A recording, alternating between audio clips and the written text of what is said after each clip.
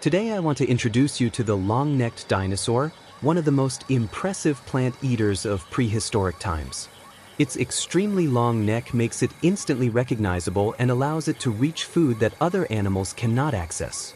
With calm, steady movements, it wanders through vast landscapes and shapes the image of the dinosaur world like few other creatures.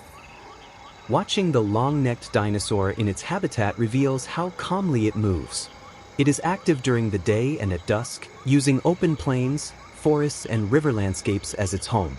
Under tall trees or in sheltered depressions, it finds resting places where it can recover from its long journeys. Looking closer, you can see how skillfully the long-necked dinosaur uses its body. Its neck is made of many strong vertebrae that give it enormous reach. This allows it to feed on both high treetops and low plants.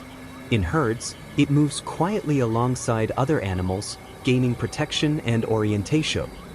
Then, examining its diet shows how specialized this dinosaur was. It consumed large amounts of plant material, including leaves, needles, twigs, and soft shoots. Its digestive system was designed to process even tough vegetation.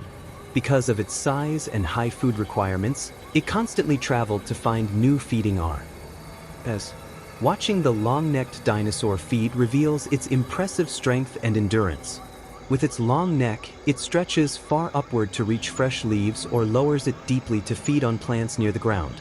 Its calm behavior hides how much energy it needs each day to sustain its enormous body. The Brachiosaurus likely moved in small or medium-sized groups that traveled together across the landscape.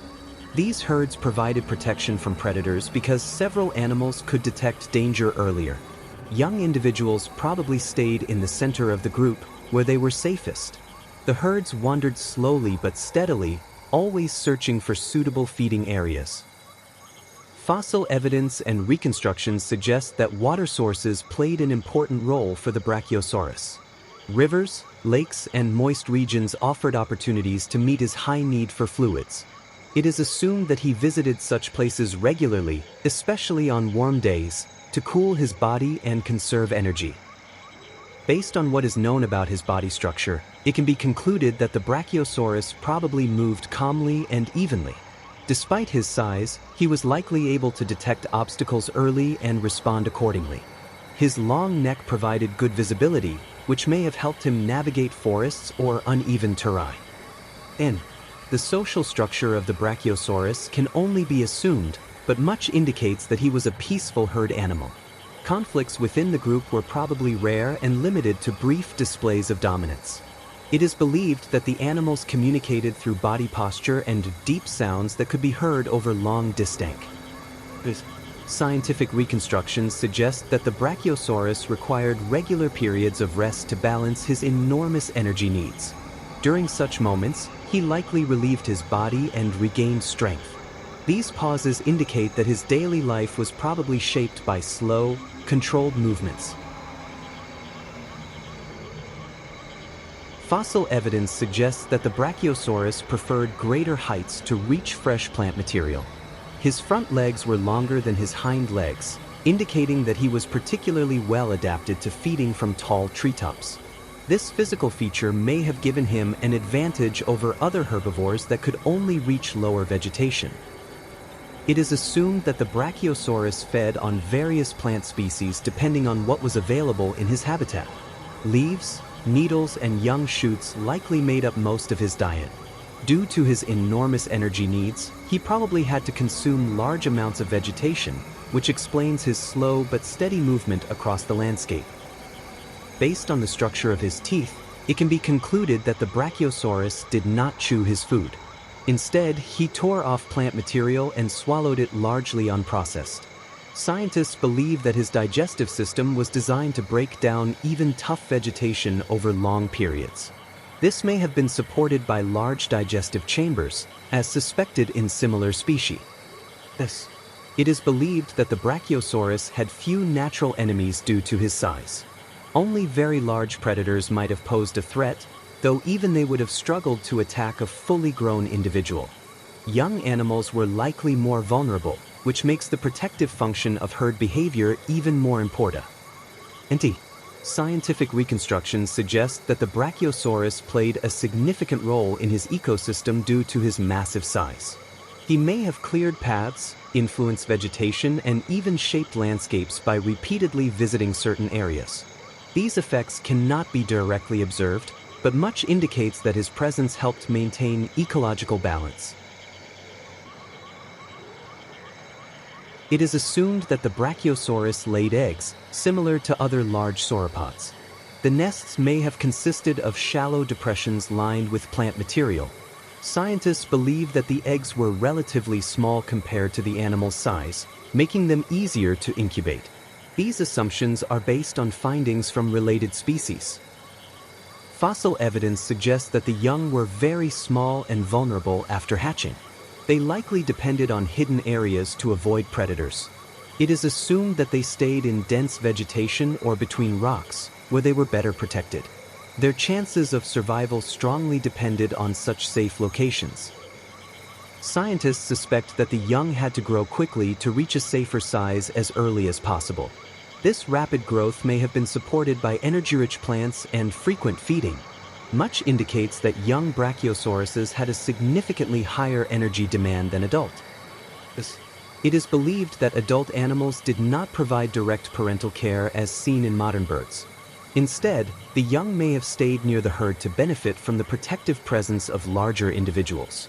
This indirect form of safety is suspected for many large herbivores. Scientific reconstructions suggest that young animals may have formed small groups before joining larger herds later in life. These groups could have helped them detect danger early and respond collectively. Such social structures are suspected in other dinosaur species and may also apply to the Brachiosaurus.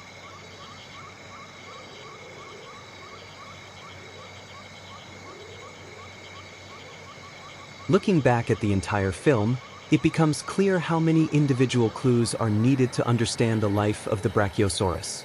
Fossils, traces, and comparisons with related species create a picture that becomes clearer as research progresses. Modern technology helps reveal connections that were once invisible. When examining reconstructions closely, one notices how calm and steady this animal likely moved. Forests, riverbanks, and open landscapes provided food and water, and its size probably shaped paths and vegetation. In this way, it influenced its surroundings without actively altering them. Many details of its life can only be assumed, because fossils always show fragments. Yet bone shapes and footprints offer hints that make its behavior easier to interpret. This creates a careful but understandable picture of its daily life. Modern AI analysis detects patterns that humans easily overlook. Movement, posture, and possible habitats can be assessed more precisely, complementing traditional research and revealing structures that once remained hid. Thus, a complete picture emerges that does not claim to know the full truth, but shows what is considered likely based on current scientific knowledge. The Brachiosaurus remains an impressive example of how complex ancient ecosystems may have been.